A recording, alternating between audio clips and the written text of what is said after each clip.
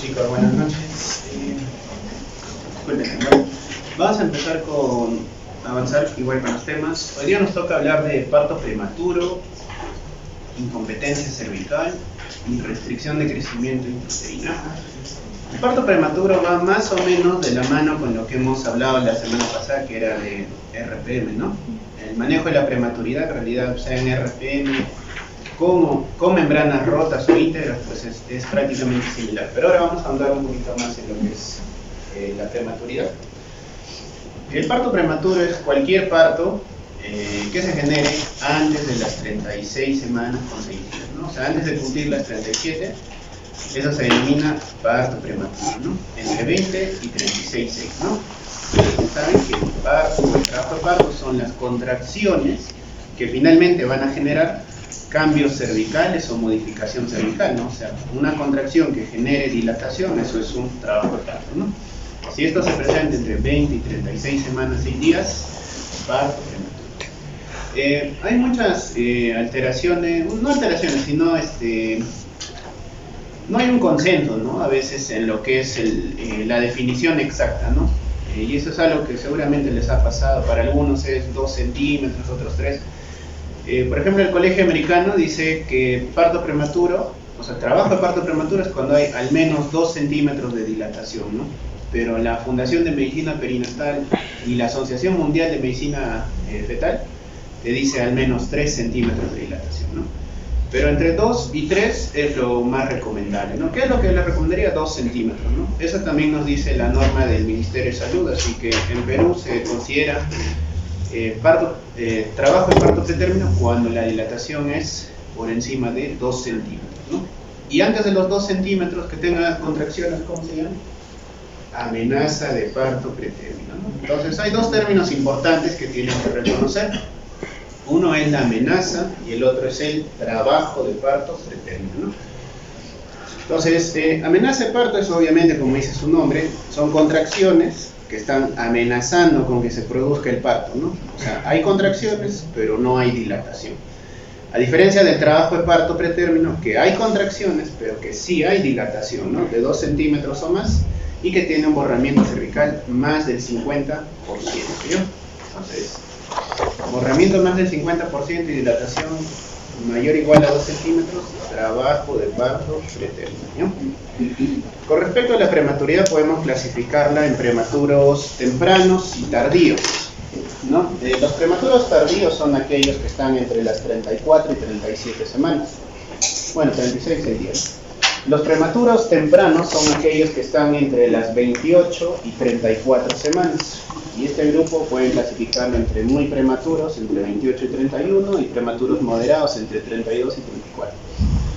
Y los prematuros extremos son aquellos que van a ser menos de 28 semanas, ¿no? O sea, son aquellos prematuros que tienen más morbilidad, ¿no? Con respecto ya al peso al nacer, menos de 2,5 kilos es bajo peso al nacer, menos de 1,5 kilos es muy bajo peso al nacer, y extremadamente bajo peso al nacer es menor de 1.000 gramos al nacer, ¿no? Entonces la clasificación más aceptada en realidad es tardío más de 34, temprano entre 28 y 34 y extremo menos de 28 semanas.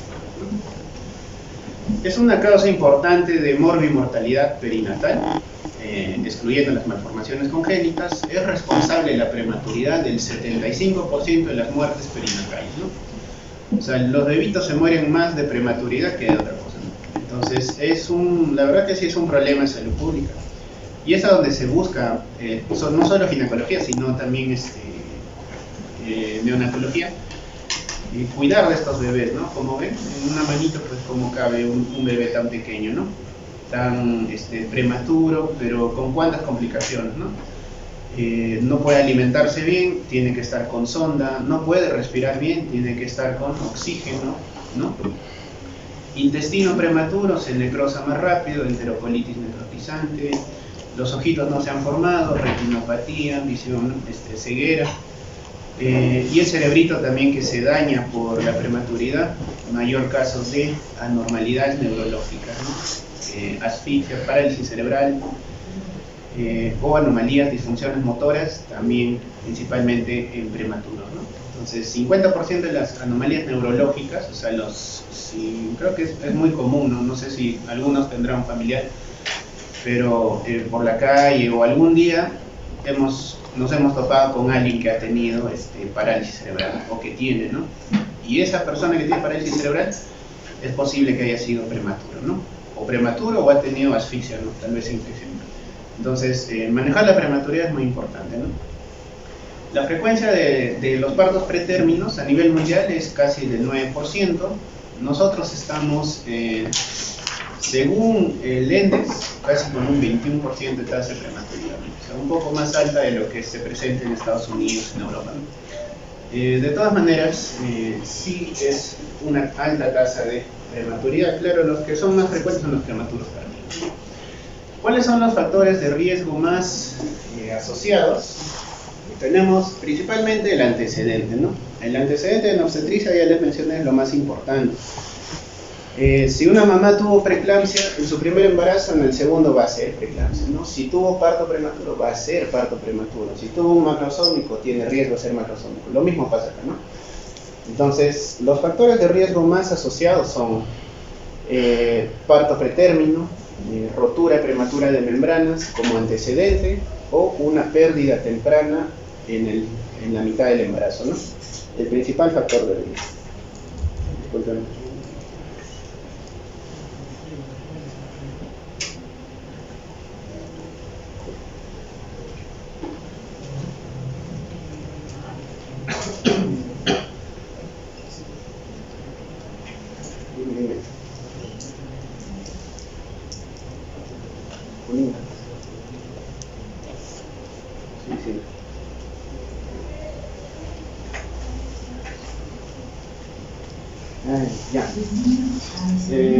Cirugía de cuello uterino. Bueno, esto es de la guía de la Federación Internacional de Prevención de Parto Prematuro, ¿no? Entonces, te recomienda grave recomendación, sobre antecedentes, ¿no? Los más asociados son los primeros 6, ¿no? Antecedente de parto pretérmino, cirugía de cuello uterino, por ejemplo, conización, cono LIB, cono cervical, tiene más riesgo de parto prematuro, ¿no? Mamás con bajo peso antes de embarazarse, ¿no? O sea, mamás desnutridas, también más riesgo. Anomalías uterinas congénitas, ¿no? Si tienes útero didelfo, útero bicorne, tiene más riesgo de parto prematuro, ¿no? Fumar en el embarazo, el tabaquismo también, y la edad materna, ¿no? Los extremos, si es menor de 18 años o si es más de 35 años. Entre factores moderados tenemos la dilatación y curetaje múltiple por encima de las 13 semanas. O sea, si se le hace un legrado, un procedimiento de aspiración en embarazos más de 13 semanas, más riesgo de parto prematuro, ¿no? Alto índice de masa corporal antes del embarazo, ¿no? O sea, mamás obesas, periodo intragenésico corto, menos de 12 meses, que se vuelve a embarazar, más riesgo de parto materno, ¿no? Y con menor grado de recomendación, pero igual asociado, el uso de cerclaje previo en un embarazo anterior, exposición al dietilespestrol, que era un medicamento que se utilizaba justamente para madurez pulmonar, partos pretérminos anteriormente, ¿no? Pero bueno, eso ya prácticamente es muy antiguo. Y dilatación de una cicatriz de cesárea, ¿no? Pacientes que tienen cesárea previa también tienen mayor riesgo de parto prematuro. Y las comorbilidades que son, pues, placenta previa, preeclampsia, ¿no? ¿Cuál es la fisiopatología del parto prematuro? Todo lo que vemos, ¿no? Pues tenemos más riesgo cuando una mamá tiene mayor distensión uterina, por ejemplo, en un embarazo múltiple, anomalías uterinas, o si tiene poli o oligohidramnios, ¿no? Hemorragia decidual en caso tenga pues desprendimiento de placenta o un accidente, ¿no?, de tránsito, por ejemplo. Situaciones de estrés, causas autoinmunes o alergias también, rotura prematura de membranas, infecciones o inflamaciones también te pueden dar parto pretérmino, factores medioambientales como lo hemos visto, el tabaquismo, y factores ya asociados socioeconómicos, ¿no? La desnutrición, por ejemplo, de la madre puede darte parto pretérmino. Todos esos factores desencadenan ¿qué? Contracciones, activación de la membrana, dilatación cervical y finalmente un trabajo de parto y delivery, ¿no? Entonces, no solo el estrés materno va a generar el trabajo de parto, también el estrés fetal, ¿no? Se activa el eje hipotálamo hipoficiario materno, pero a la vez el fetal. También hay liberación de cortisol fetal. Todo esto, en fin, va a generar la liberación excesiva de cortisol y de hormona córtico liberadora, así como estrógeno, ¿no?, por parte del estrés fetal. El estrógeno, ¿qué es lo que hacía? Aumentaba los receptores de oxitocina a nivel miometrial. Entonces, por parte del estrógeno tienes más receptores de oxitocina, y por parte del cortisol, mayor liberación de prostaglandinas, que finalmente va a liberar también oxitocina, ¿no? Y eso que genera contracciones, dilatación cervical, y lo que es el exceso de estrógeno insumado a las prostaglandinas va a generar también ruptura de membrana. En ambos casos, el estrés es el desencadenante, ¿no? Ahora, si yo hablo de uno por uno, por ejemplo, si tengo un procedimiento cervical, como les menciono, ¿no?, una biopsia de cuello uterino con OLI, ¿qué es lo que estoy haciendo? Disminuye el porcentaje de estroma de cuello uterino y de glándulas, ¿no? Esto que genera menor fuerza tensil y menor plasticidad del cuello uterino.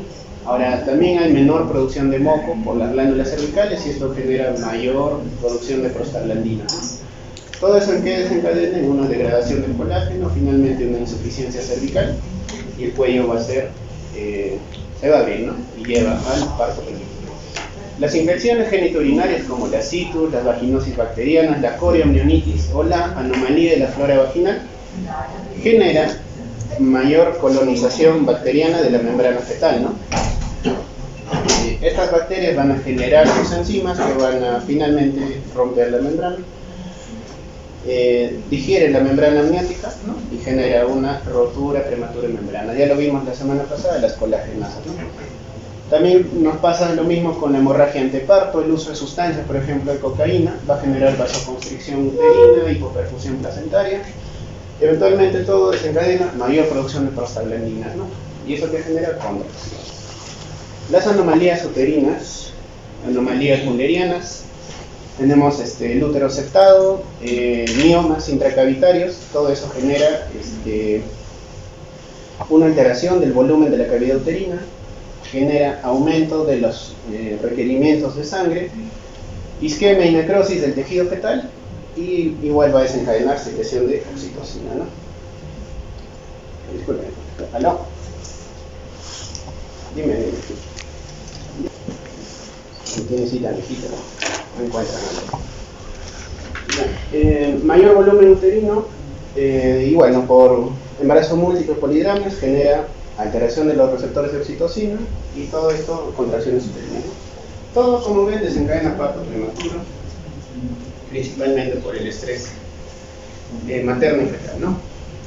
¿Qué signos y síntomas puede darle el trabajo de parto prematuro? Contracciones, claramente, dolor en la zona baja, presión en la parte pélvica, flujo sanguinolento por la vagina cuando ya sale el tapón mucoso, y modificaciones del cuello uterino, que lo vemos al examen físico, ¿no? El diagnóstico es claro, ¿no?, es netamente clínico, ¿no? Tengo que tener una paciente entre 20 y 37 semanas y tengo que ver si tiene contracciones, ¿no? Debe haber de 2 a 3 contracciones en 10 minutos para poder decir que es una dinámica uterina que me pueda dar amenaza, ¿no? Y tengo que tener modificaciones cervicales, ya lo vimos, menos de 2 centímetros o borramiento del 50%. El trabajo de parto prematuro era más del 50% y la dilatación más de 2 centímetros, ¿no? ¿Qué exámenes solicito en estos casos?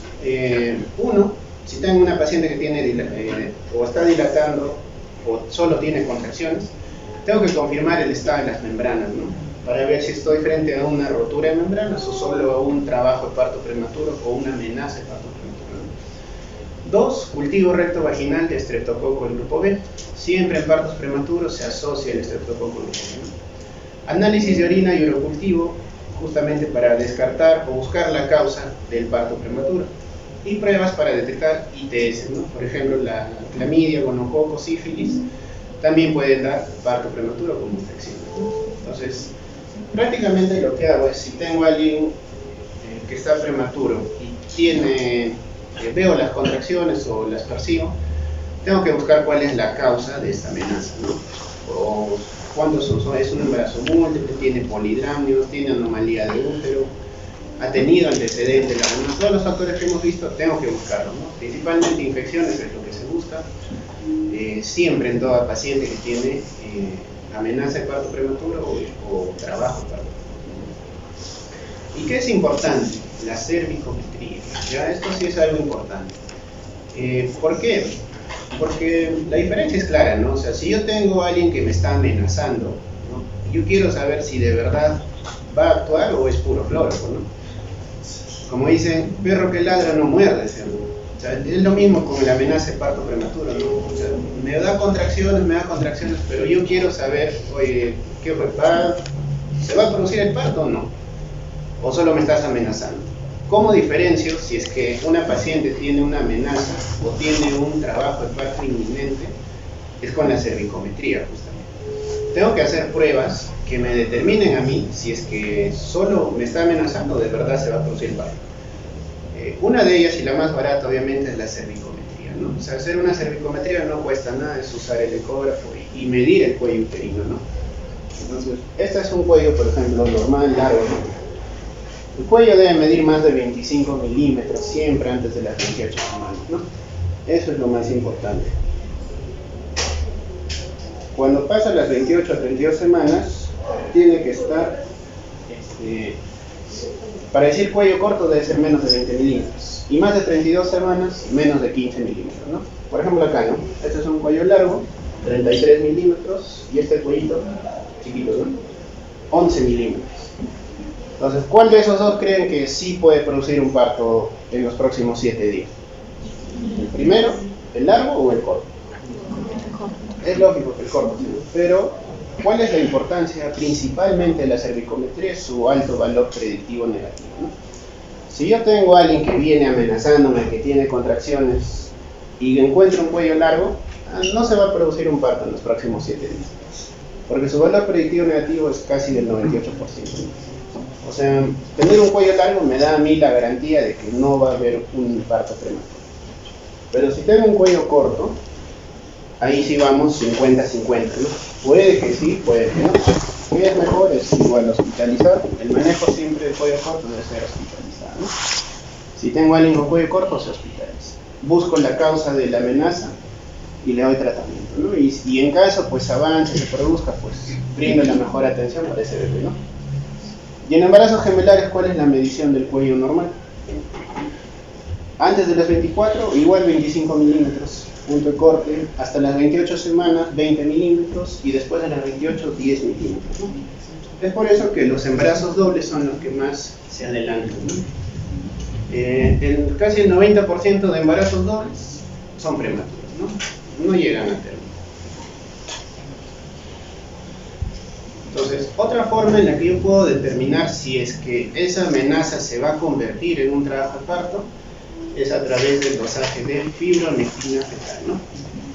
La fibronectina es una proteína que se encuentra en la interfaz entre la decidua y el corio, ¿no? O sea, en la membrana. Y yo la puedo percibir en secreción cérvico-vaginal cuando justamente esa membrana se despega, ¿no? ¿Y eso por qué pasa? Por las contracciones. O sea, si tengo contracciones que van a generar que esta membrana se despegue, mis valores de fibronectina van a estar más altos, ¿no? ¿Cuándo es positivo? Más de 50 nanogramos por mililitro, ¿no? Pero al igual que la cervicometría, la fibronectina, su principal utilidad es su alto valor predictivo negativo, nuevamente. Entonces, si yo tengo un valor bajo de fibronectina fetal, o sea, tengo a alguien con contracciones y quiero saber si se produce el parto, le hago dosaje, ¿no? Está en 10 su fibronectina, no pasa nada, en 7 días no va a nacer ese bebé, porque tiene un alto valor predictivo negativo. Lo mismo que la cervicometría. Pero si está alto, por encima de 50, vamos igual, 50-50, ¿no? Puede que sí se produzca el parto, como puede que no, ¿no? Pero los principales beneficios de estos dos, alto valor predictivo negativo, ¿no? Que sí es útil para hacer un manejo del trabajo de parto, ¿no? ¿Qué otros marcadores se pueden dosar? Las pruebas que ya habíamos visto en RPM, ¿no? Alfa microglobulina placentaria y la proteína plasmática de crecimiento similar a la insulina, ¿no? El IgG-BP1. Ambas te sirven para RPM, pero también te pueden ayudar a detectar si existe una anomalía de las membranas que también se puede producir en el trabajo de parto prematuro, ¿no? ¿Cuál es el problema de estas dos con la cervicometría? El costo, nuevamente, ¿no? O sea, fibronectina, yo creo que ningún hospital dosa, ¿no? O si lo dosan, pues es muy caro. Entonces, una cervicometría es lo que más se van a acostumbrar más, ¿no? Cualquier paciente que tiene amenaza de parto prematuro tiene que entrar con una cervicometría, ¿no? Eso sí se tiene. Ahora, ¿cuál es el tratamiento de la amenaza del parto prematuro? Va en base justamente de las semanas que tenga el paciente, ¿no? En los prematuros tardíos, entre 34 y 36 semanas, le voy a dar corticoides. Consideren las pautas dependiendo del colegio que están estudiando, ¿no? ¿Tocólisis le doy? No, en tardíos, ¿no? ¿Sulfato de magnesio para neuroprotección? Tampoco. Y profilaxis de estreptococo, si se desconoce, si es positivo, ¿no? Pero ¿cuáles son los que me importan estos, no? Los prematuros tempranos, ¿no? Por debajo de 34 semanas. ¿Le tengo que dar corticoides? Sí, siempre, para maduración pulmonar y para otros beneficios que vamos a ver aquí. ¿Tengo que dar tocólisis, es decir, inhibir esas contracciones? Sí, también. ¿Para qué? Para que pueda completar su maduración pulmonar, ¿no? ¿Qué medicamentos puede utilizar antes de las 32 semanas? Indometacina o nifedipino. ¿Por qué me sale acá indometacina? Porque los AINES no los puedo usar después de la semana 32, ¿ya? Pero entre 32 y 34, nifedipino, beta-agonistas como terbutalina o sulfato de magnesio, ¿no? Sulfato de magnesio para neuroprotección, sí, siempre, si es que el bebé tiene menos de 32 semanas. Por encima de las 32 semanas no es necesario.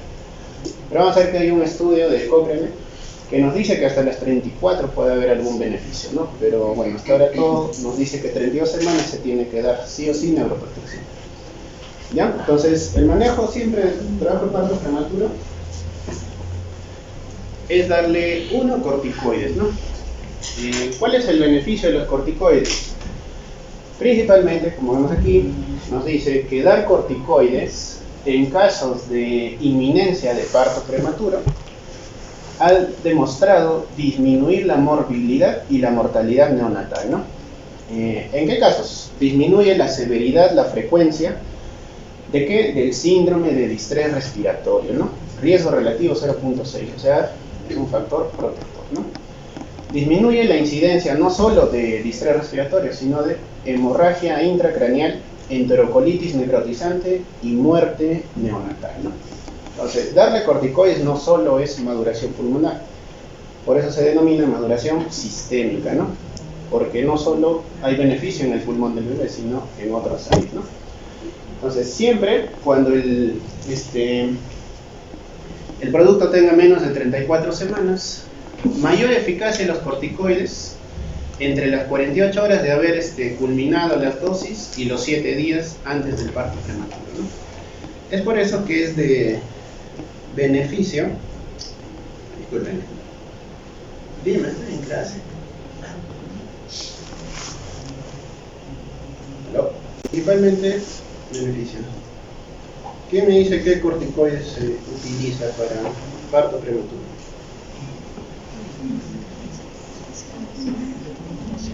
Dexametasona y Betametasona. ¿Cuál es mejor?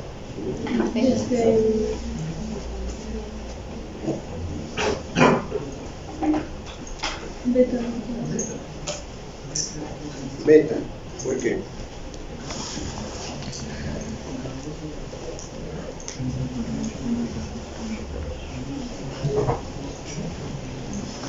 Ya, disculpen. Ambos son igual de efectivos, pero la beta supera solo por el tiempo que le estás dando, ¿no? Hay estudios que te dicen que darle hasta una sola dosis de beta equivaldría a darle pues las 2 dosis de dexa, ¿no? Porque hay momentos en los que no completas las dosis.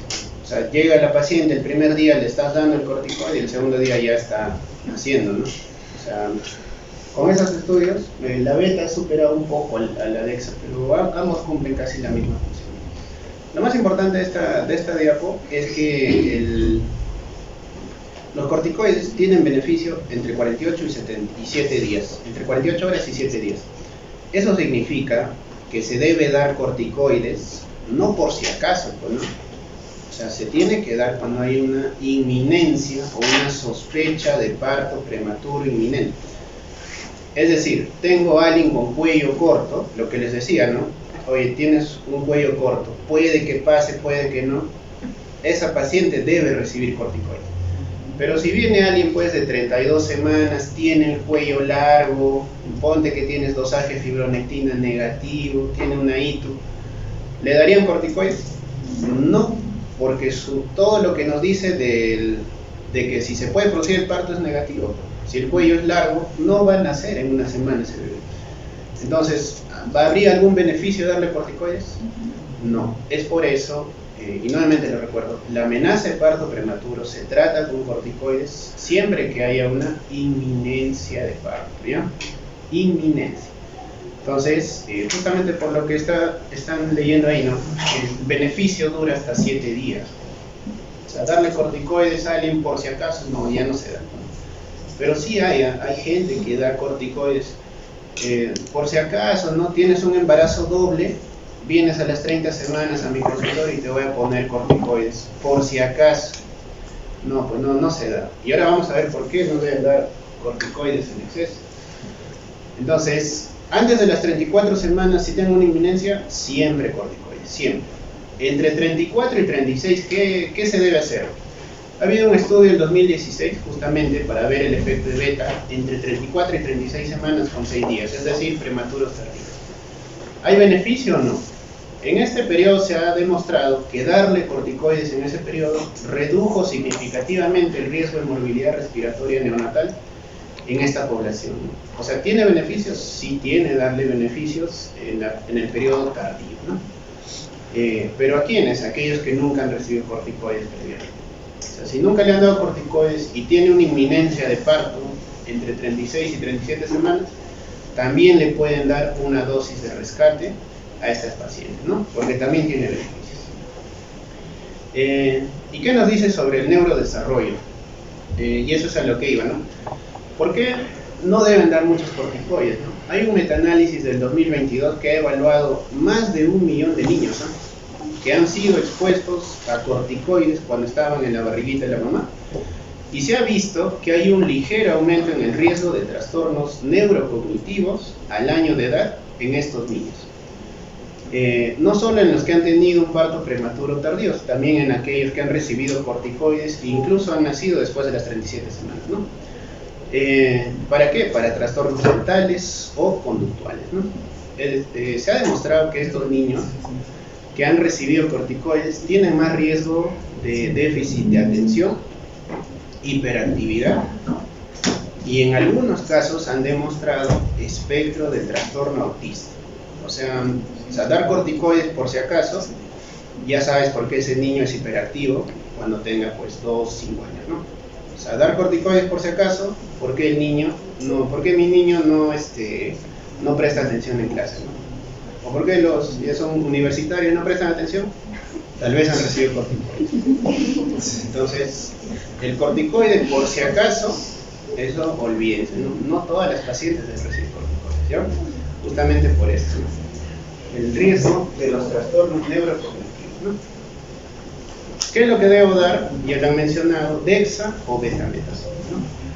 Beta, 12 miligramos intramuscular, cada 24 horas por 2 dosis, ¿no? 2 días. Y dexa, 6 miligramos intramuscular, cada 12 horas por 4 dosis, 2 días. ¿Qué nos recomienda la COG y la OMS sobre los ciclos de rescate, ¿no? Ya veíamos que solo dura 7 días el efecto del corticoide. ¿Qué pasa si en esos 7 días tengo a alguien con cervix corto, le puse corticoide porque tenía contracciones, pero paró, no llegó a nacer? Se fue a casa de alta, vino a las 2 semanas, porque sigue con amenaza y ahorita sí ya está con 3, 4 de dilatación. ¿Le puedo dar corticoide, doctor? Sí le pueden dar una de rescate, ¿no? Pero máximo un ciclo adicional de rescate. Nunca se debe dar más de un ciclo. ¿Por qué? Porque aumenta más el riesgo de trastorno neurológico, ¿no? Entonces, dosis de rescate sí, solo aquellas pacientes que han recibido un ciclo previo, mínimo en 7 días anteriores, ¿no? Le pueden dar una dosis de rescate. Igual, como les mencionaba, basta hasta una dosis de beta nada más, ¿no? O si le pueden dar todo el ciclo completo de beta y de dexa, excelente, pero con una de beta es suficiente para que digan dosis de rescate, ¿no? Ahí es que beta ha superado un poco a dexametasona, ¿no? Porque su forma de administración es más sencilla. 1 diario, 2 al día, 2 veces, 2 días. Entonces, 1 ya corticoides. 2, los tocolíticos, ¿no? Como dice su nombre, son agentes que lisis, inhibir, toco, contracciones, ¿no? Que inhiben las contracciones uterinas, ¿no? Quiero cortar las contracciones, tengo que dar tocolíticos, ¿no? Pero no es el tratamiento del parto prematuro, del trabajo de parto prematuro, porque ya vemos que hay otras cosas, ¿no? De fondo. Pero, ¿para qué me va a servir la tocólisis? Como dice ahí, solo debo limitar el uso para dar 48 horas de tratamiento a mis pacientes en el retraso del parto. Es decir, que solo debo usar 48 horas los tocolíticos. No le voy a mandar de alta, no 7 días, 14 días, no es la forma de administrar tocólisis. Solo 48 horas. ¿Y con qué finalidad? Que cumplan sus dosis de corticoides, ¿no? ¿Cuántos días voy a dar dexa y beta? 2 días. Entonces, ¿cuántos días tengo que inhibir las contracciones para que cumpla su dosis de corticoides? 2 días, 48 horas. No es para más, y no es el tratamiento, solo nos va a ayudar a que la paciente cumpla sus dosis de corticoides, ¿no? Ahora, ¿cómo funcionan los distintos tipos de tocolíticos? Tenemos los AINES, ¿no? Inhiben la vía COX, inhiben la formación de prostaglandinas, ¿no? Si no hay prostaglandinas, no hay modificación cervical. De esa forma, inhiben el trabajo de parto, ¿no? Los antagonistas del receptor de oxitocina, ¿no? Estos sí son los dirigidos, ¿no? Como el atosiban. El receptor de oxitocina se bloquea acá el atosiban y la oxitocina ya no cumple su función en la célula muscular, ya no se contrae, ¿no?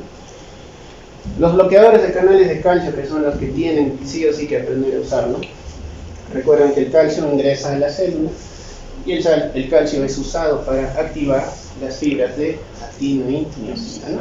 Entonces, si no hay calcio, no hay contracción, ¿no?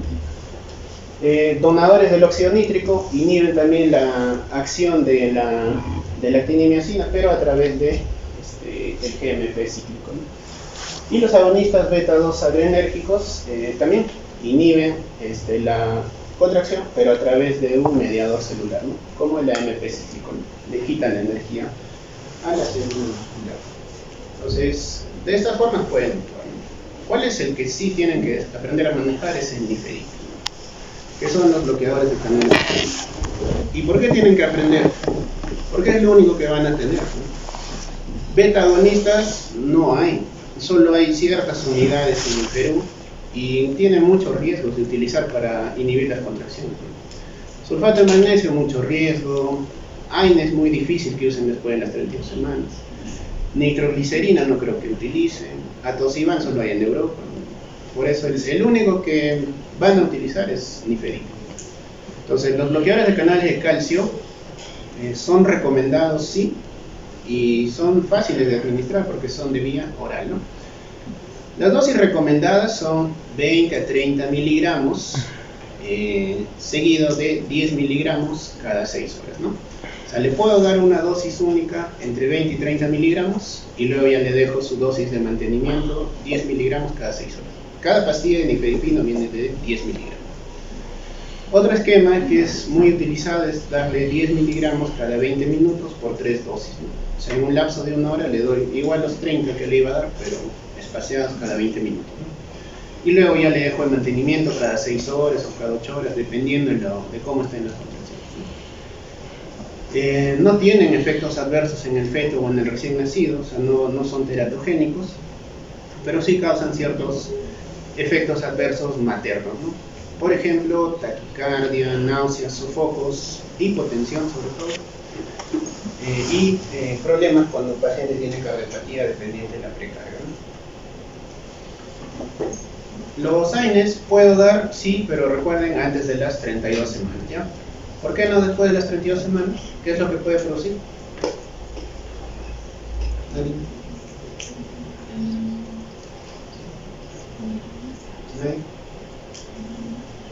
Cierre prematuro del ductus arterioso, ¿no? Entonces el bebé puede fallecer si es que le dan AINES después de la semana 32, ¿no? No deben dar ibuprofeno, indometacina, que es el medicamento que más se utiliza como tocolítico, tampoco. Después de las 32 semanas ya no. Agonistas del receptor beta, lo que veníamos viendo, que es el isosuprines, ¿no?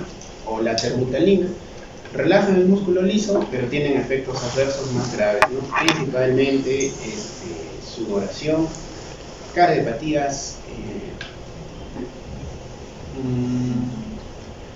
vasoconstricción, y también puede agravar los casos de asma. Está contraindicado utilizar en pacientes con hipertiroidismo y con crisis asmática. Antagonistas de los receptores de oxitocina, el mejor, no tiene efectos adversos, se llama Atosiban, pero no está disponible en Latinoamérica. Sulfato de magnesio, muy eficaz, pero también tiene efectos adversos. Recuerden que el sulfato es tóxico. Y donantes de óxido nítrico, como la nitroglicerina. Lo he puesto porque estaba el gráfico ahí, pero ya desde 2014 hay ciertos estudios que dicen que darle nitroglicerina no ha demostrado mucho cambio en lo que es el retraso de la amenaza de parto prematuro, así que tal vez como tocólisis no es de los mejores, pero ¿cuál sí? Y tienen que usar calcio antagonistas, ¿no? Nifedipino. Entonces, nifedipino, efectos adversos fetales, no. Maternos, hipotensión o cefalea. Hay que tener cuidado esa parte, ¿no? Beta agonistas, fenoterol, taquicardia, edema pulmonar agudo, hiperglicemia, hipocalemia. Más riesgo, ¿no? ¿Por qué? Porque su administración es endovenosa, ¿no? O sea, hay que administrar el fenoterol o el isosuprine por vía endovenosa por un periodo de 6 horas. Difícil, ¿no? A que le digan a la paciente, tómate 3 pastillas de nifedipino y se acabó. Más fácil el nifedipino.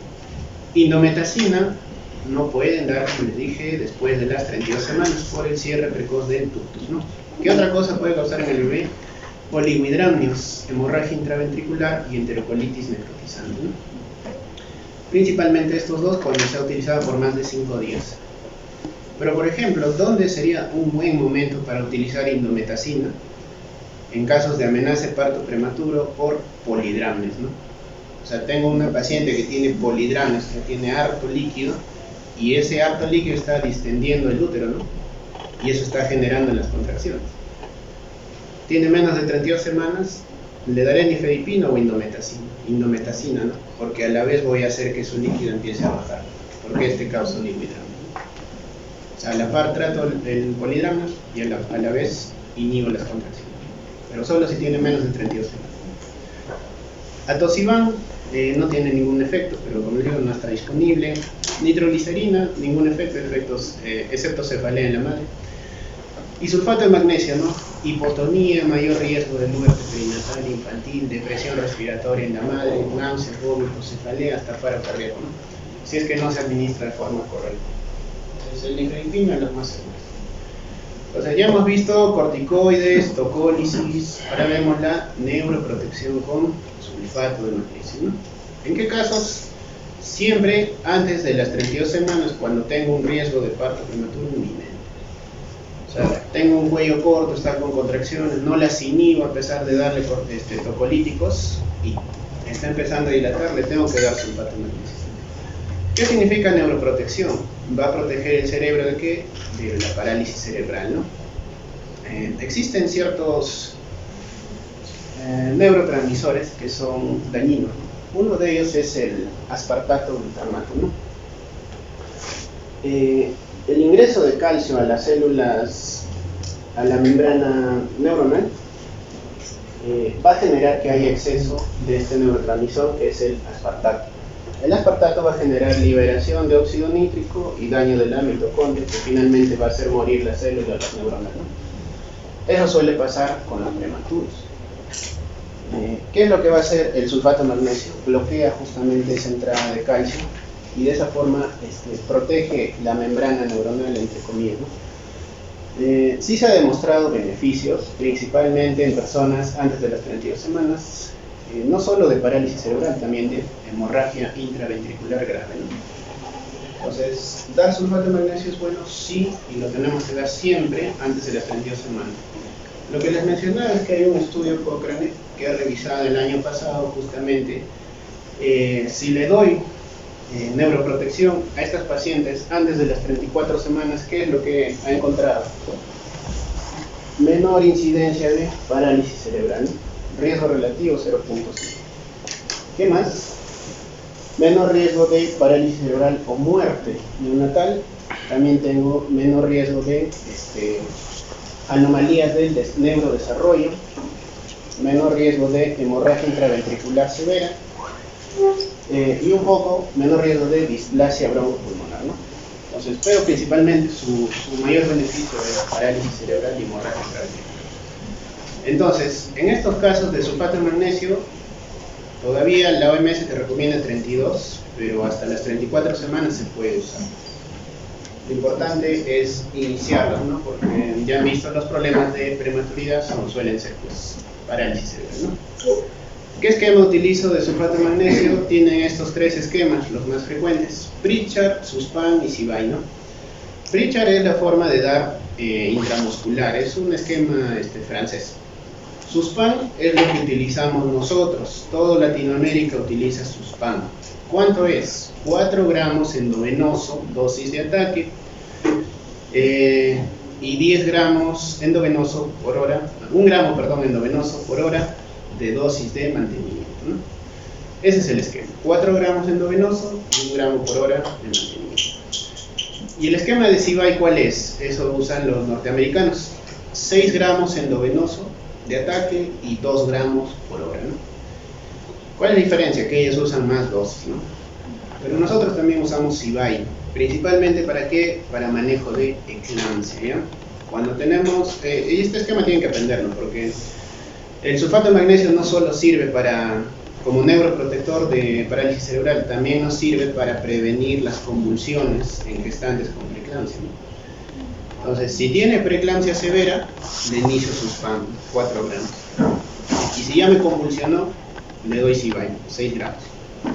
Esa es la diferencia de esos esquemas. Pero ¿con cuál hago neuroprotección? Con Suspin, ¿ya? Igual 4 gramos endovenoso en 20 minutos y 1 gramo por hora.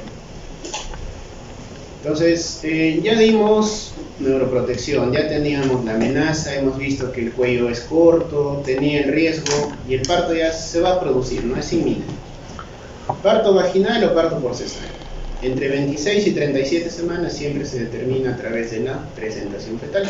Si está cefálico, debe ir a parto vaginal, ¿no? Si es que no hay alguna contraindicación materna. Y en presentación no cefálica, la cesárea siempre va a ser el abordaje ideal, ¿no? Si es podálico, transverso o no está encajado, tengo que operar, ¿no? Si está cefálico, parto vaginal. Ahora, ¿qué nos recomienda la Federación con respecto a la predicción, ¿no?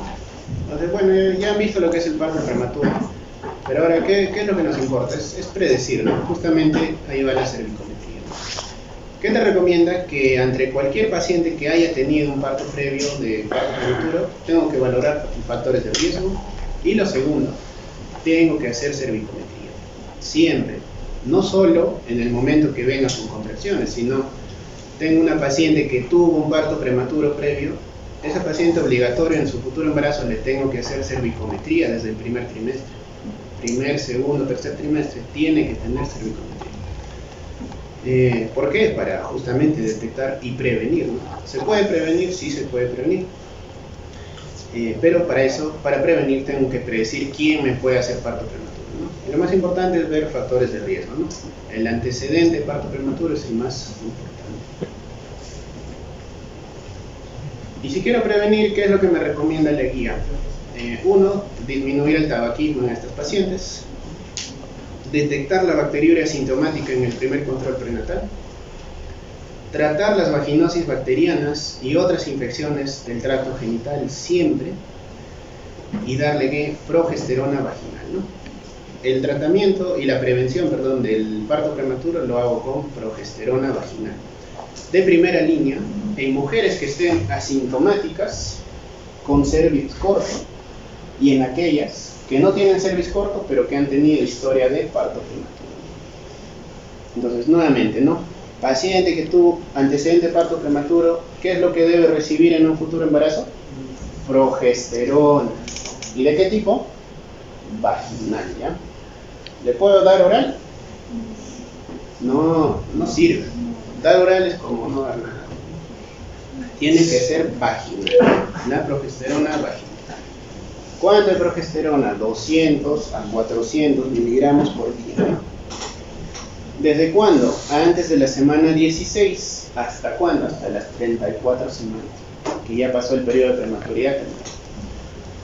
Nuevamente, cuello corto, progesterona vaginal.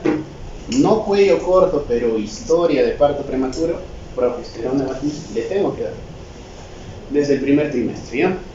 Si tengo un cuello corto menos de 10 milímetros en mujeres que tengan menos de 24 semanas, tengo que hacer un cerclaje cervical. Cerclaje siempre para prevenir el parto prematuro. Si tiene el cuello muy corto. ¿Qué más nos recomienda? Buscar siempre vaginosis bacteriana. Lo mismo, dar progesterona en mujeres con cuello corto y independiente también de la medida del cuello cervical, ¿no? O sea, no puedo hacer cervicometría, pero estoy en mi CERU, no tengo ecógrafo, porque tengo paciente que ha tenido 2 partos prematuros previos, le tengo que dar progesterona. Así no tengo una cervicometría, ¿no? Cerclaje siempre que haya cuello corto, muy corto.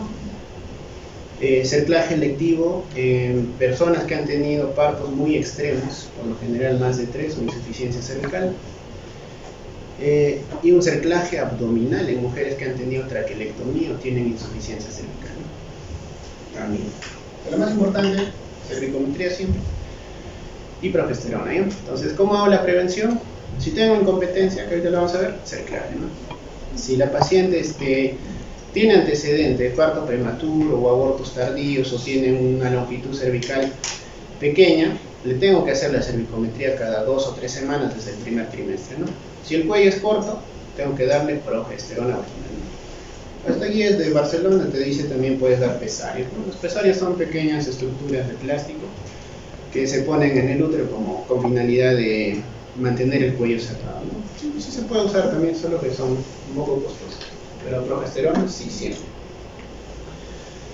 Listo. ¿Hasta ahí alguna pregunta? Esto es prácticamente parte del tema también, que es la incompetencia cervical. ¿Quién me dice qué significa incompetente?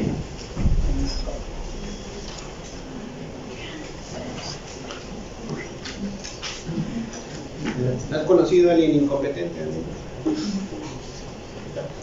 No puede realizar su función. ¿Dina es incompetente? Sí. Justamente, ¿no? Como él lo menciona, no realiza sus funciones. Lo mismo pasa con el cuello. ¿Cuál es la función del cuello uterino en el embarazo? Mantenerse cerrado por 40 semanas, y a las 40 semanas debe abrir. Entonces, un cuello incompetente es aquel cuello que es incapaz de retener un embarazo. O sea, no necesita tener contracciones para que se abra el cuello. Esa es la incompetencia, insuficiencia cervical. Cuello que no realiza su función, ¿no? En ausencia de contracciones. O sea, si la paciente no tiene contracciones, el cuello se abre, es un cuello incompetente. Causas desconocidas principalmente: trauma cervical, conización, conolip, dilatación mecánica, traumas obstétricos y anomalías mullerianas o del colágeno. Esto te dice la clasificación de Cilianti, que bueno, es más que todo para que vean lo que le llamamos el funneling o la apertura cervical. ¿Qué es el funneling? Es justamente la apertura. Notan acá el cuello es corto. Este es un cuello cerrado, cuello corto, pero ven, esto es la embudización, parece un embudo.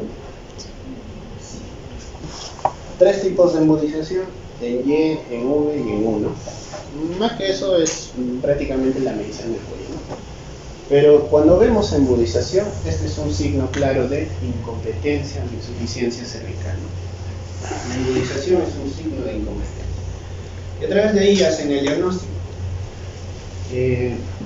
Tenemos mujeres asintomáticas con embarazo único, sin parto prematuro previo, ha sido más del 90% de la población que tiene incompetencia, ¿no? Sin factores de riesgo, 25%, y solo a través de la medición del cuello uterino, 20% de partos prematuros, ¿no? Entonces, pueden hacer el diagnóstico por medida de cuello uterino en embarazos antes de 24 semanas, por examen físico si vemos un cervix dilatado, o por historia clínica si la paciente ha tenido dilatación cervical o tuvo antecedentes de pérdidas en el segundo trimestre.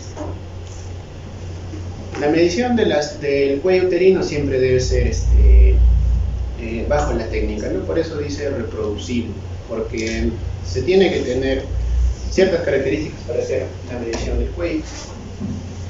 Siempre debe ser por medida transvaginal, no debo medir el cuello por el abdomen, con la vejiga vacía. Tengo que evitar hacer presión, tengo que identificar la mucosa endocervical, medir la línea y tengo que usar siempre la medición más corta, ¿no? Todo esto es la línea del cuello uterino, ¿no? Orificio cervical interno, externo. Entonces la cervicometría es importante no solo para predecir, sino para ver también si es que tiene incompetencia cervical. ¿Qué les parece el cuello de arriba? Este es el cuello, corto y embudizado, ¿no? Embudización, incompetencia cervical. Y esto es más para que vean esto, ¿no? El cuello está embudizado, pero dentro del cuello, casi cerca ya a la salida, un coágulo, ¿no? Como una membrana. Eso se llama sludge. El sludge son los restos de detritus celular fecal, ¿no? ¿Qué se hace? Se acumula a nivel del cuello. Ver sludge más cuello corto es signo también de corionionitis, ¿no? O infección intraabdominal. ¿Por qué es importante realizar la longitud cervical? Justamente para identificar a estas mujeres que tienen más riesgo de parto prematuro, ¿no? ¿Cuál es el tratamiento que se debe hacer? Progesterona vaginal. Entonces, encontrar un cuello corto antes de las 24 semanas, tengo mayor riesgo justamente de parto prematuro, ¿no? Si tengo una paciente que nunca ha tenido antecedente, darle progesterona va a reducir el riesgo en embarazos de menor de 33 semanas, ¿no? Si tiene antecedente, darle progesterona más cerclaje ayuda a reducir el riesgo con riesgo relativo 0.7, ¿no? Y en embarazos gemelales, también la progesterona reduce el parto prematuro. Entonces, acá veo pacientes que, a pesar de sus factores de riesgo, ¿cuál es el riesgo relativo de tener un parto prematuro antes de la semana 32, ¿no? ¿Y cuáles son los principales que están yendo? Fibronectina fetal positiva, cuello uterino menos de 25 milímetros y antecedente de parto prematuro previo, ¿no? Y los que habíamos visto anteriormente, contracciones, raza negra, infecciones, vaginosis, sangrado o índice de masa corporal bajo, también asociadas, pero en menor porcentaje. Entonces, cuello corto y antecedentes son lo más importante, ¿no? Entonces, cuando hago una indicación de cerclaje cervical, principalmente si mi paciente tiene historia o antecedente de pérdidas o abortos en el primer o segundo trimestre, en ausencia de contracciones. Si ha tenido antecedente de un cerclaje previo Si yo encuentro dilatación en el segundo trimestre sin contracciones, ¿no? O sea, si la paciente no tiene contracciones, y si tengo un cuello corto, antes de las 24 semanas, también debería ser un cerclaje. 3 tipos de cerclaje. Tengo el cerclaje profiláctico. ¿Qué cerclaje? Es cerrar el cuello, ¿no? O sea, si el cuello es incompetente, el tratamiento es cerrarlo, ¿no? Cerclaje. Cerclaje profiláctico, el mejor se realiza entre 13 y 16 semanas, ¿no? ¿En quién o en pacientes que tengan antecedentes? ¿No? Antecedentes de incompetencia, pérdidas tempranas o antecedentes de que ya ha tenido un cerclaje anterior. Cerclaje terapéutico, ¿qué significa? O sea, no tiene antecedentes, o si los tiene, pero ya encuentra un cuello corto, ¿no? O sea, el profiláctico es, tengo una paciente con antecedentes, pero el cuello es normal, pero tiene antecedentes, profiláctico. Terapéutico, tiene cuello corto, le han hecho traquelectomía, es decir, uno tiene el cuello por cáncer, por ejemplo, le han sacado el cuello, anomalías anatómicas o antecedente cono, tengo que hacerle un cerclaje terapéutico. ¿Entre cuándo? Entre 13 y 24 semanas. Y el cerclaje de urgencia, ¿no? Llega a la emergencia porque yo veo que ya está la dilatación del cuello y veo las membranas, ¿no? Antes de la semana 26. ¿Cuál de estos 3 será mejor? ¿Profiláctico, terapéutico o de urgencia? Profiláctico. El que tiene mejor efectividad es el profiláctico, pero siempre que se seleccione bien a la paciente. Y el de urgencia tiene más complicaciones. ¿Cuándo no debo hacer cerclaje? Cuando tengo un franco labor de parto prematuro. Si está muy dilatada, no le voy a hacer. Si tengo rotura de membranas, tampoco. Si tengo embarazo múltiple, aunque hay algunas discrepancias. Si está sangrando, si tiene malformación fetal, si es óbito o si hay corionitis, no debo hacer cerclaje. Entonces, el cerclaje, como les dije, es una técnica cuyo objetivo es cerrar el cuello, ¿no? Hay varias técnicas dependiendo de lo descrito.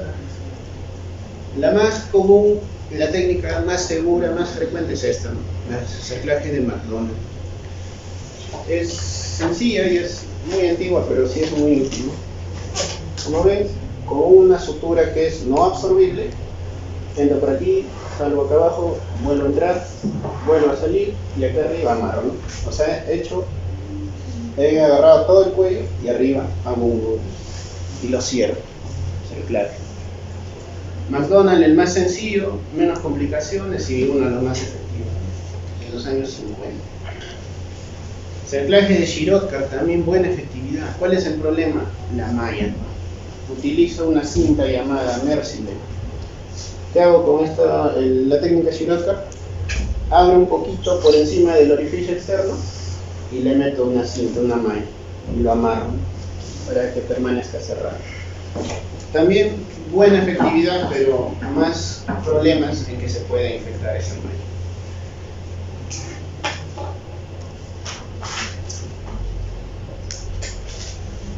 Shirotkar. Espinosa Flores, lo mismo, pero tengo que llegar al istmo uterino, no al cuello. Cerclaje guiado por ultrasonido. Esto es algo claro, ¿no? Vejiga. Veo cómo la membrana ya se ha metido en la vagina, ¿no? Le hago una especuloscopía y veo la membrana ahí, ¿no? El reloj de arena, ¿sí? Claro, signo de incompetencia cervical. Incompetencia cervical sí o sí es sinónimo de cerclaje.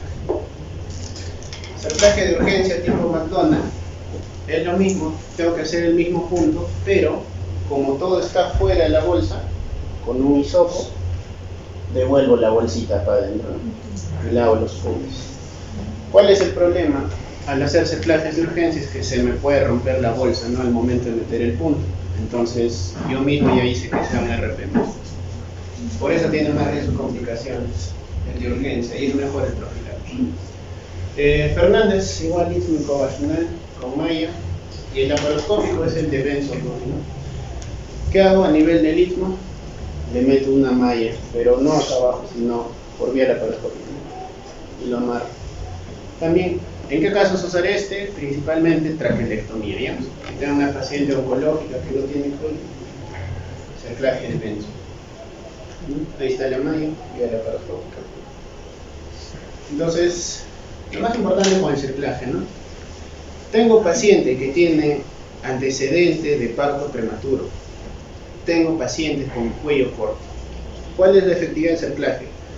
Ha disminuido el parto prematuro, el riesgo relativo 0.7 y de morbilidad neonatal. Entonces, ¿es útil? Sí. Esto es para detectar cuál de las técnicas es mejor. McDonald. No hay diferencia entre todas, pero la McDonald ha sido más reproducible por todos los medios. Tengo que hacer un screening, sí, siempre que mi paciente tenga cerclaje, tengo que hacer seguimiento, ¿no? Por ejemplo eso, ¿no? Veo un cuello corto al inicio y después cerclaje el cuello se ha normalizado, ¿no? Hasta el 1.58. Efectividad en el cuello. Las dos técnicas, como les dije, McDonald y Shirotka, ambas han disminuido el riesgo de parto prematuro, pero no ha habido mucha diferencia, ¿no? Cualquiera de las dos, pero la McDonald es más sencilla, ese es un hecho. En embarazos dobles, ¿puedo hacer cerclaje? Sí puedo hacer, pero solo en cuellos cortos. Si no tiene cuello corto, no es recomendable. ¿Cuándo es mejor lo que les mencionaba, ¿no? Si tengo un cuello largo, cuello entre 15 y 25, o menos de 15 o de urgencia, siempre el beneficio del cerclaje solo por historia, ¿no? No se debe hacer en casos de actos de embarazos dobles. O sea, a los embarazos dobles no les debo hacer simplemente para prevenir, ¿no? Tengo que ver lo mismo, ¿no? Antecedente y cuello corto. En suturas, ¿no? También monofilamento y multifilamento. ¿Qué es lo mejor utilizar? Mono. El multi tiene más riesgo de infección, ¿no? La cinta multifilamento se encontraba mayor porcentaje de lactobacilos, ¿no? Y cultivos positivos en 4 a 6 semanas, ¿no? Principalmente por Streptococcus beta-galactiae. Así que siempre dar tratamientos si es que vamos a usar multifilares, ¿no? Cerclaje y RPM es algo claro, ¿no? El cerclaje también tiene complicaciones y una de ellas es la rotura y otra es la infección, ¿no? Recuerden que estamos poniendo una sutura, algo extraño, cerca al bebé, tiene más riesgo de coriomielitis, ¿no?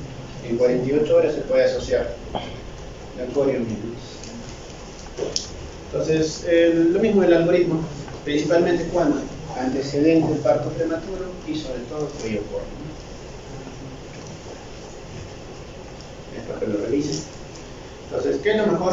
Un cerclaje bien indicado disminuye la incidencia de parto prematuro en 30 a 45%. Así que tengo pacientes con antecedente, tengo un cuello corto, lo mejor es un cerclaje profiláctico, ¿no? O sea, hacer una buena historia y hacer una evaluación de cuello le van a ayudar mucho a esa paciente.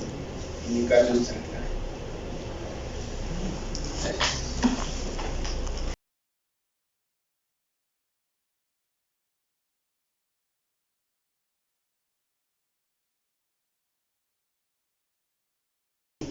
¿Dudas? Por ahí. Rápidamente vamos.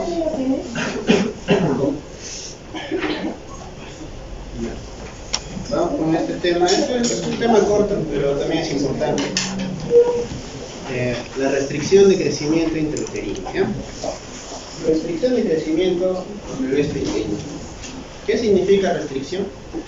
Limitación del potencial de crecimiento intrínseco al feto. O sea, el feto no alcanza el potencial de crecimiento que debe. Este problema se asocia a 1/5 de las muertes perinatales, 1/5 de las prematuridades y 1/3 de la morbilidad neonatal.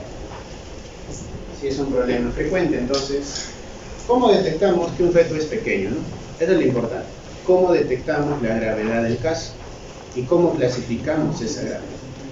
Entonces, es lo más importante ante un bebé pequeño, ¿no? Siempre tengo que hacer pues una medición de altura uterina.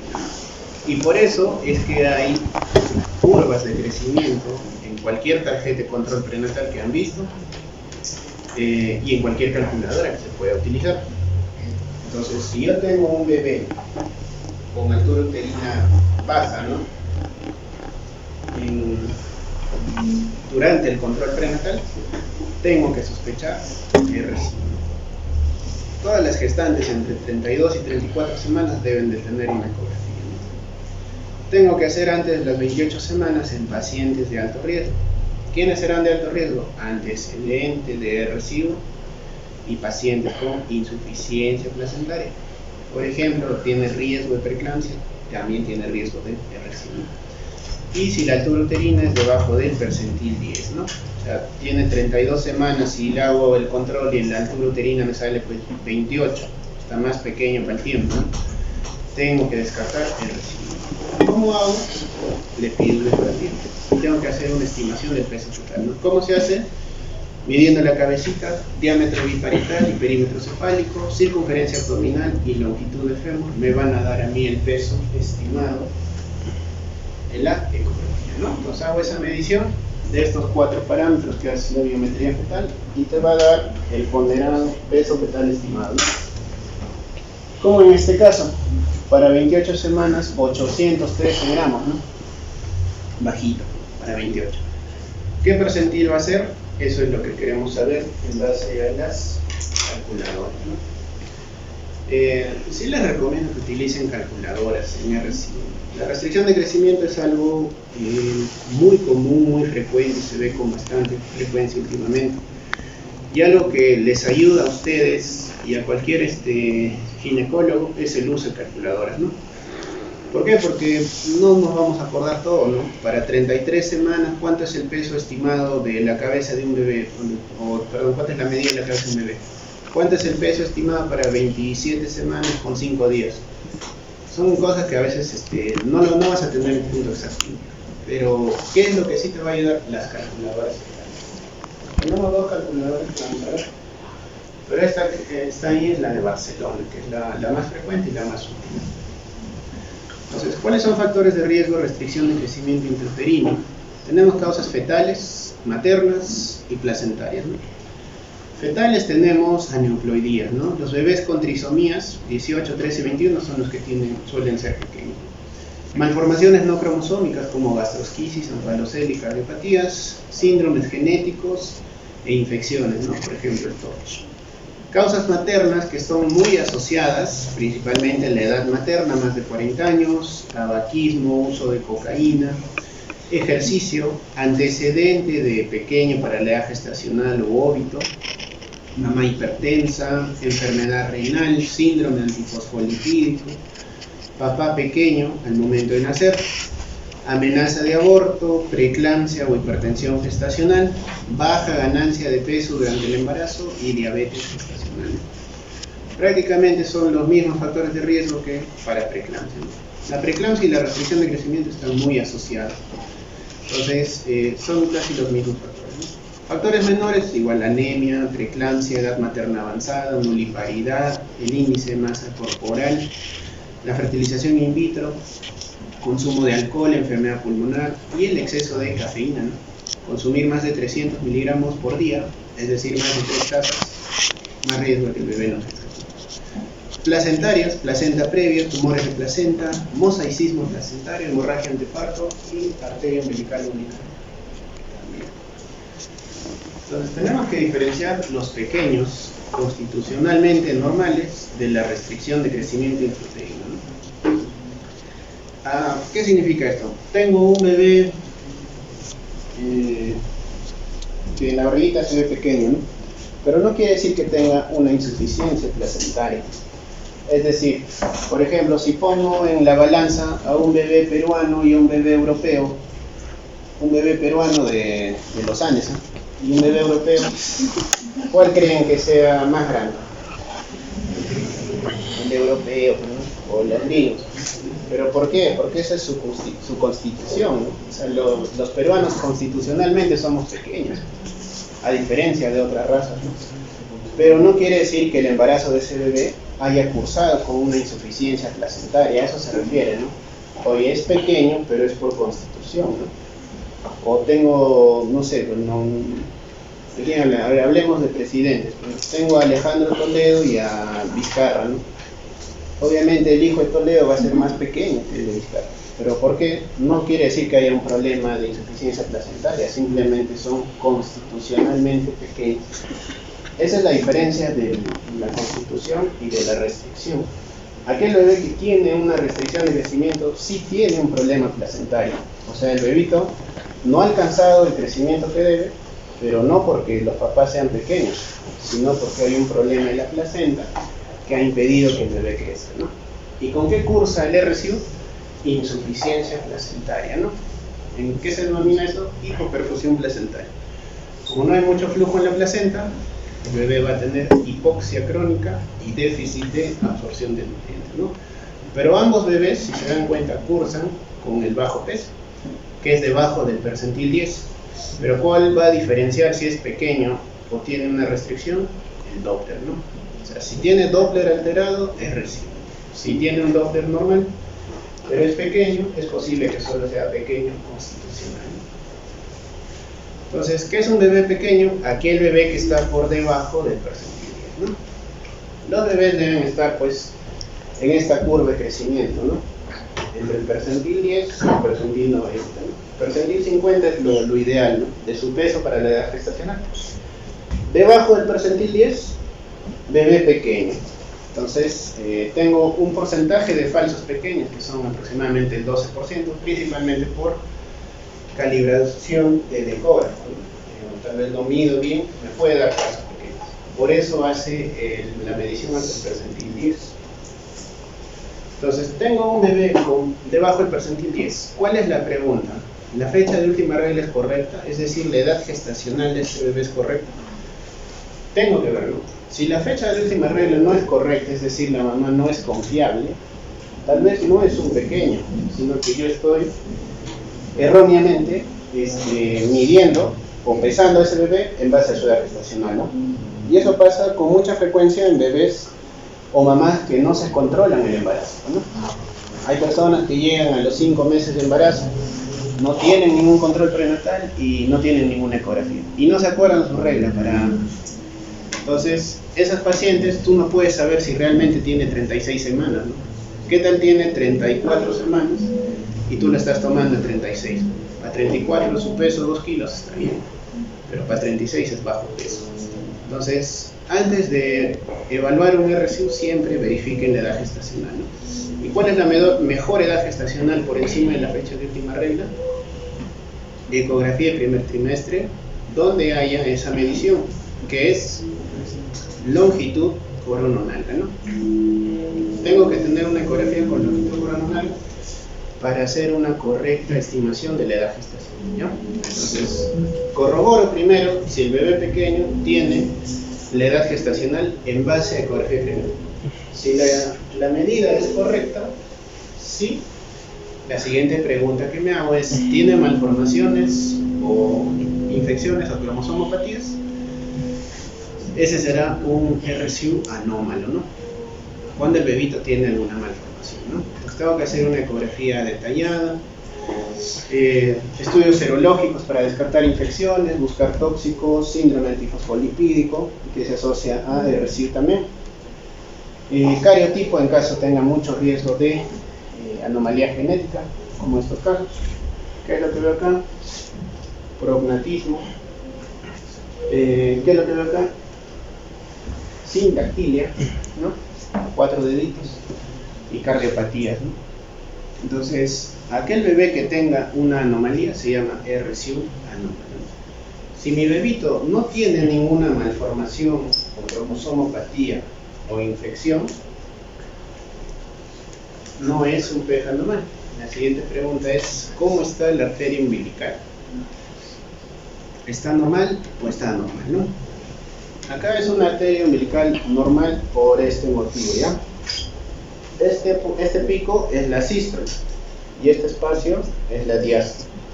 Si notan, la línea de base, la diástole está presente, ¿no? Acá, diástole ausente. No hay, ¿no? La diástole está a nivel de la línea, pero acá sí hay. Lo más importante en arteria umbilical es ver la diástole, ¿ya? Si tengo una anomalía de diástole, entonces sí, es un RCU. Y si no tengo anomalías del Doppler, es un pequeño. Entonces, este esquema les va a ayudar y el último que vamos a ver. Pero son lo mismo. Bebé debajo del percentil 10, corroborar edad gestacional. Edad gestacional corroborada, busco anomalías del bebé, tiene malformaciones, síndromes, infecciones. Si es sí, es un PEG anómalo. Pero si es no, tengo que ver, hay insuficiencia placentaria. ¿Y cómo detecto la insuficiencia? Con Doppler. No hay otra. Si hay anomalías del Doppler, RCU. Y si no hay anomalías, se llama pequeño problema de gestación. Entonces, el pequeño constitucional va de la mano con el RCU y la diferencia es el Doppler, ¿no? Hay un pequeño grupo que son los RCU tardíos, ¿no? Que son por encima de las 32 semanas, ¿no? Entonces, ese grupo suele tener un comportamiento similar, pero entonces suelen tener mayor anomalía del flujo Doppler cerebral. Entonces, RCU precoz, hay varias escuelas, ¿ya? Una de las más aceptadas es 32, 34. 32 y menos de 32 precoz, más de 32 tardío, ¿no? Hay otras que te dicen 34 semanas, ¿no? Entre 32 y 34 es la diferencia entre RCU precoz y tardío.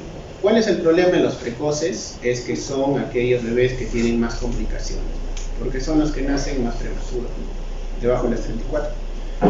Estos bebés de RCU precoz siempre tienen una insuficiencia placentaria, o sea, siempre van a ir de la mano de un problema de placenta. Otra forma frecuente, otra forma de diferenciarlos es el grado de hipoxia, ¿no? Los bebés con RCU precoz han estado siempre expuestos a la hipoxia. Es por eso que tienen una adaptación cardiovascular. Sus corazones son más grandecitos y suelen tener hipertrofia ventricular. A diferencia de los RCU tardíos, ¿no? Que son los que se presentan por encima de las 34 semanas. Estos bebés no suelen tolerar mucho la hipoxia porque no tienen adaptación cardiovascular, ¿no? ¿Y quiénes tienen más riesgo de morbimortalidad? Los RCU precoces, ¿no? Los pequeñitos, ¿no? A diferencia de los tardíos, ¿no? Pero son más frecuentes los tardíos. Entonces, ¿cuál es el problema principalmente en los RCU? Es la misma fisiopatología que la placenta. Hay una anomalía en el equilibrio angiogénico, ¿no? Es decir, cuando se está formando la placenta, hay mayores formación de mediadores antiangiogénicos, y uno de esos es el SGLT1, y hay menor proporción de los mediadores angiogénicos, que es el factor de crecimiento placentario, ¿no? Entonces, ¿qué hace eso? Que los vasos sanguíneos de la placenta no se abran mucho. Eso es lo que sucede, ¿no? Si yo tengo mayores proporción angiogénica, quiere decir que va a haber más vasos sanguíneos. Pero si por el contrario hay un desbalance y tengo más proporción de mediadores antiangiogénicos, los vasos no van a crecer mucho. ¿Y esto de qué se va a asociar? Pequeños RCU con Doppler, cuando esto ya es muy marcado. Y una forma de prevenirla es a través de predicción, es a través del Doppler de arterias superiores. Esto, por ejemplo, es una curva de peso y percentil por edad gestacional. Es lo que les decía, ¿no? Oye, ¿cuál es el percentil 10 de un bebé para 32 semanas? Es 1,821 kg. ¿Y cuál es el percentil 10 para 28 semanas? Es 1 kg con 4 gramos. Entonces, Hartlock es la curva más aceptada. Es un médico que ha hecho pues, un estudio determinado el peso normal en base a la gestacional. Pero tenemos varias tablas de la OMS, el Intergrow, Infromi, Ticona, Williams, un montón de tablas, ¿no? ¿Cuál es la más aceptada? Hartlock, ¿ya? El Hartlock es lo que está estipulado en todos los ecógrafos. Cualquier ecógrafo que se utilice a nivel mundial tiene las tablas de Hartlock. Entonces, en base a Hartlock hacemos el estimado del peso. Y con respecto al Doppler, ¿cuál está estimado? Igual, varias tablas. Tenemos Gómez, Parra, Arduini, Fetal Medicine Foundation, Bachat, un montón. Entonces, ¿cuál es la más aceptada? Parra y Arduini, siempre para estudio Doppler. Entonces, es para que vean que no tienen por qué acordarse todos los puntos de corte. ¿Qué es lo que tienen que usar? Calcular. Son sencillas, ¿no? Entonces, ¿cómo detectamos la gravedad de cada caso? En base al isopatía. Entonces, ¿cuál es la fisiopatología? Como les mencionaba, es similar a lo que pasa en la preeclampsia, ¿no? Recuerden que la placenta transmite flujo sanguíneo y a través de este flujo da oxígeno y nutrientes, ¿no? Las arterias espirales deben ser de este tamaño. Deben ser vasos anchos y de baja resistencia. ¿Para qué? Para que pase bastante flujo sanguíneo y que no haya mucha resistencia, por ende, la resistencia vascular está.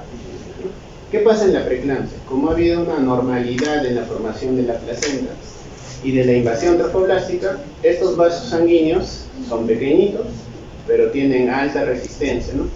O sea, hay bajo flujo sanguíneo, pero mayor resistencia. El poco flujo sanguíneo, ¿qué va a hacer? Que el bebé tenga justamente poco flujo. ¿Qué hace? Restricción de crecimiento intrauterino. Y la alta resistencia, ¿qué es lo que va a causar? Un problema de inflamación severa del endotelio vascular. Este endotelio inflamado forma microtrombos y esto es todo lo que causa preeclampsia y síndrome. Pero el tener una arteria pues con vasoconstricción, con poco flujo sanguíneo, ¿qué va a hacer? Restricción de crecimiento intrauterino. Voy a tener un bebé con hipoxia, por ende no va a crecer mucho. Entonces, a las días o semanas de que se produce esta anomalía placentaria, el bebito va a tener hipoxia. O sea, va a haber poco oxígeno, pero el bebé lo va a capturar de forma más eficiente. ¿Pero qué va a generar esto? Disminución de la velocidad de crecimiento. En horas puede causar hipoxemia, lo que genera un mantenimiento del balance energético, liberación de hormonas de estrés, redistribución de flujo sanguíneo y metabolismo anaerobio en tejidos periféricos. Y en cuestión de minutos, cuando la insuficiencia es muy severa, puede llegar a ser una acidosis, ¿no? Entonces, esta acidosis sí ya puede afectar órganos centrales y llevar eventualmente a la muerte del bebé, ¿no? Entonces, cuando hay una anomalía en la función placentaria, el bebito tiene menor flujo materno de oxígeno y de nutrientes, ¿no? Y por ende, pues crece menos. Y eso hace que la sangre se distribuya por órganos vitales, ¿no? Como corazón, cerebrito, glándulas suprarrenales. Entonces, ¿cómo determino si esta insuficiencia placentaria y esta hipoxia es severa? Gracias al estudio Doppler, ¿no? 4 vasos que siempre se deben medir: la arteria umbilical, la arteria cerebral media, el ductus venoso y las arterias uterinas. La arteria umbilical me evalúa cómo está la circulación placentaria. La arteria cerebral media, cómo es el flujo dentro del cerebro. El ductus venoso me evalúa cómo está el flujo dentro del corazón del bebé. Y las arterias uterinas me evalúan para ver si hay resistencia a la placenta. Bueno, entonces las tablas, como les dije, Harlow, la más aceptada, en base a lo que es el Doppler y también el ponderado focal. Entonces, para yo diferenciar el Doppler de la arteria umbilical, me importa mucho la sístole, ¿no? La diástole, perdón. Sístole, los puntos hacia arriba, este es un Doppler normal. Arteria umbilical pulsátil con flujo diastólico presente, y acá, ¿qué es lo que veo? Diástole ausente. Y acá diástole inversa, debajo de la línea.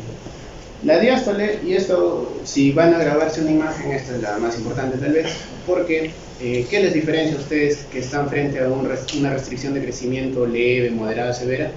Es la arteria umbilical. Lo más frecuente es arteria umbilical. Yo veo diástole ausente, ese es un RCU tipo 2, claro. Diástole inversa, tipo 3. Y una diástole que empieza a elevarse es un tipo 1. Y todo eso está en este cuadrito. Entonces, las alteraciones del Doppler de arteria umbilical se han asociado a mayor mortalidad, mayor ingreso a unidad de cuidados intensivos, mayor tasa de inducciones y de cesáreas urgentes, ¿no? Es lo que ha determinado el IP de la arteria umbilical, justamente las complicaciones dentro del bebé y de la madre con RCU. El Doppler de la arteria cerebral media, ¿qué es lo que me ayuda? Principalmente a diferenciar los RCU tardíos. Cuando hay una alteración cerebral, me identifica más al RCU tardío. Es decir, ¿un RCU tardío tendrá anomalía de la arteria umbilical? No. Siempre va a tener una umbilical normal. Pero, ¿qué es lo que sí tiene alterado el tardío? Cerebral media. entonces la cerebral media para RSU tardíos. Puedo calcular el ratio cerebro-placentario, ¿no? Siempre debe ser más de 1, es decir, arteria cerebral media sobre umbilical, para ver justamente si hay bienestar fetal. También en quienes se altera más el ratio, RSU tardíos, ¿ya? Ductus venoso se asocia más al RSU precoz y el ductus patológico si es un signo neto de acidosis. Si tengo una anomalía del ductus venoso, es posible que ya haya necrosis local, ¿no? Estas son las ondas del ductus normales. Parecen un pequeño cerrito, ¿no? Chiquito. Onda S, onda A. Sístole, diástole y este espacio, onda A. Las anomalías principalmente son de la onda A. Pero el ductus, ya saben, nos evalúa corazón de bebé. Y las arterias uterinas nos evalúan la resistencia del flujo placentario. Entonces, una arteria uterina anormal se asocia a mayor tasa de cesáreas por riesgo de preeclampsia y mayores ingresos neonatales.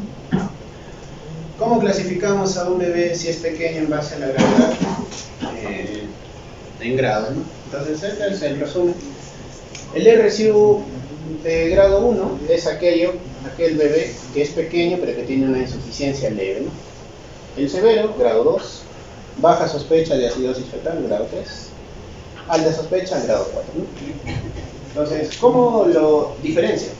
Arteria umbilical, ya no se olviden, para que sea un resumen y no se estén acordando todos. Arteria umbilical por encima del percentil 95, pero diástole normal, 1. Diástole normal, 1. Diástole ausente, 2. Diástole inversa, 3. Todo esto más ductus venoso inverso, 4. ¿Ya? Entonces, ¿qué me va a diferenciar todos? Es la arteria umbilical. Y ya en los casos severos, ductus venoso, ¿ya? Ductus venoso, ya me dice un RSU 4, es decir, una alta sospecha de acidosis fetal. ¿Cómo debe ser el seguimiento de los RSU? Mediante ecografías Doppler, ¿no? Entonces, para que quede un poco más claro, si tengo un bebé que sí tiene, o sea, ya diferencié si es pequeño o si es una restricción, ¿no? Si es una restricción, quiere decir que tiene Doppler anormal, o que es demasiado pequeño, por debajo del percentil 3. Y con eso hago el diagnóstico RSU. Pero, si tengo un bebé que ya tiene RSU, es decir, tiene un Doppler alterado, ¿cuál será el tratamiento? Si el problema siempre ha sido la placenta, la insuficiencia placentaria. ¿Podré mejorar ese crecimiento del bebé si ya tiene un problema en placenta? ¿Se puede mejorar en el embarazo? No, porque ya está formada la placenta. ¿Qué es lo único que tengo que hacer? Evitar que el bebé fallezca dentro de la barriga y que llegue al menos a que pase el periodo de prematuridad. ¿Para qué? Para que pueda alimentarse pues ya oral, ¿no? Leche, y con eso va a ganar más tecitos que dentro de la barriga. Entonces, ¿cuál es mi función cuando yo detecto un RSU? ¿Sabes qué? Tengo que controlar que esa insuficiencia placentaria no se agrave. Pues, ¿cómo hago el seguimiento? Con Doppler. Si es un RSU estadio 1, Doppler semanal. Si es un RSU estadio 2, 2 veces por semana le hago Doppler. Si es un RSU estadio 3, le hago diario. Y si es un RSU estadio 4, le hago cada 12 horas el Doppler. Y si mi tratamiento del RSU es terminar el embarazo, ¿cuándo termino el embarazo del RSU tipo 1? 37 semanas, ¿no? 37, tiene que nacer. ¿Parto vaginal o cesárea? Puedo inducir el trabajo del parto, ¿ya? O sea, si tiene condiciones, puede nacer por parto vaginal el RSU tipo 1. O cesárea si la mamá no tiene condiciones.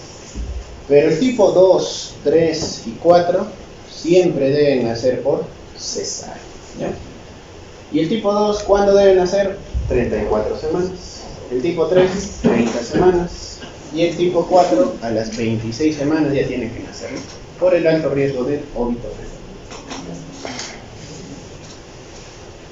Lo mismo resumen ya de la guía de Perú. Se utiliza el mismo concepto, ¿ya? Entonces, conceptos clave: si tengo un bebé pequeño, es menos del percentil 10. ¿Qué tengo que diferenciar? ¿RSU o es pequeño nada más, no?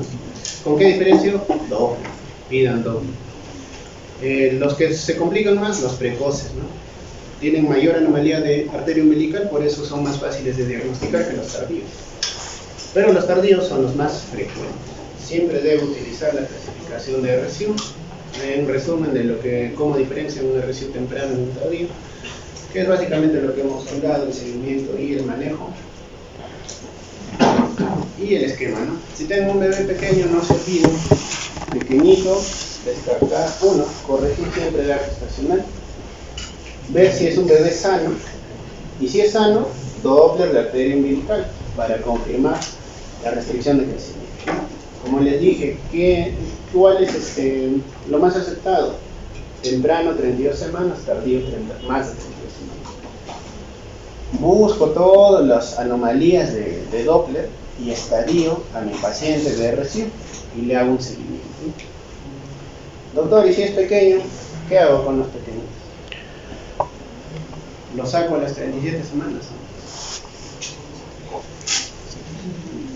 Los pequeños son muy frecuentes, ¿no? Sobre todo en Perú. Bastantes son pequeños. No se hace nada. Esos bebitos nacen a las 40 semanas, pero no deben pasar de 40. A las 40 ya sí o sí se inducen. Y los bebés pequeños tienen que hacer un seguimiento cada 2 semanas. Para terminar, creo que no tiene internet esta computadora, ¿no? Sí, tiene. Bien. Nosotros para terminar, pues ya acabamos este tema. Todos pueden buscar en sus celulares fácil, ¿eh? Medicina Fetal Barcelona. Medicina Fetal Barcelona, me voy a calculadora y me va a salir esto. Tengo acá calculadora y me voy a fetal growth o crecimiento fetal si tiene el traductor. ¿Qué hago? Pongo la edad gestacional, ¿no? Oye, quería saber cuánto es el peso para un bebé de 32 semanas. Ya 32 semanas, el doctor le ha calculado 1,4 kg. Sexo del bebé femenino. ¿Qué percentil está? 1. Es decir, es un RCU. Quiero saber qué tipo de RCU es. Doppler, ¿no? Ya le han pedido Doppler de arteria umbilical. 1.1. ¿Cómo está el diástole? Presente, ausente, inversa, ausente. ¿Cómo está la arteria cerebral media? Vamos a ponerle 0.9. ¿Cómo están las arterias uterinas, derecha e izquierda? Vamos a ponerle resistencia, 2.1, 2.5. Calculamos. ¿Qué más nos pide? Índice de ductus venoso. Ductus venoso. Ponemos alto, 1.8. Con flujo ausente. Calculamos y te da el diagnóstico de la restricción que quieres. Es un RCU estadio 4. ¿Sabes qué? Si aguanta, hazle un seguimiento cada 6 horas, pero tienes que sacarlo después de la semana 26, ¿no? Dale corticoides, dale sulfatinas. Entonces, tienen la calculadora a la mano, es gratis, es muy accesible con sus celulares, así que pueden utilizarla y les va a ayudar un montón. Si es que no saben, calcularlo. Oye, mi hermana está embarazada y tiene 35 semanas y el doctor le ha dicho que puede ser pequeño, pero le han calculado un peso de 2,3 kilos, si es varoncito. ¿Estará bien o no estará bien? Calculo, percentil 24, ¿no? O sea, está normal, ¿no? Dentro del rango. ¿Sabes qué? Tu bebé es sano. Entonces, la calculadora va a hacer casi todo por ustedes con respecto a los RCU, pero sí les recomiendo que lo usen. Es gratis, Medicina Fetal Barcelona, y tiene altos beneficios, ¿no? Hay otra calculadora que es de la Fetal Medicine Foundation. ¿Cuál es el problema? Que no es accesible mucho con celulares. Un Fetal Medicine FMF, manejo de los pequeños para la edad que se hace. El primerito, SGA. Y siempre tienen que manejarlo en inglés porque si le ponen traductor no va a pasar. Pero acá sí le pueden poner, ¿no? 37 semanas, 1,9 kg, debajo del percentil 1. Te sale incluso con la tabla, ¿no? ¿Dónde está el peso del bebé? Las líneas son percentil 10, percentil 5, ¿no? Está muy debajo, ¿no? Y te pide acá ya otro tipo de preguntas, no solo del Doppler, sino de la madre también. pueden rellenarlo y qué es lo que les va a recomendar, consideren pago, ¿no? Depende de lo que les salga. Dos calculadoras que son muy útiles, pero yo les recomendaría esto porque no pueden usar con su celular. Así que acostúmbrense a usar calculadoras cuando alguien les diga sobre el peso del bebé, ¿no? El peso es bueno, calculadora al toque, de restricción, no. Con eso es restricción. ¿Alguna pregunta?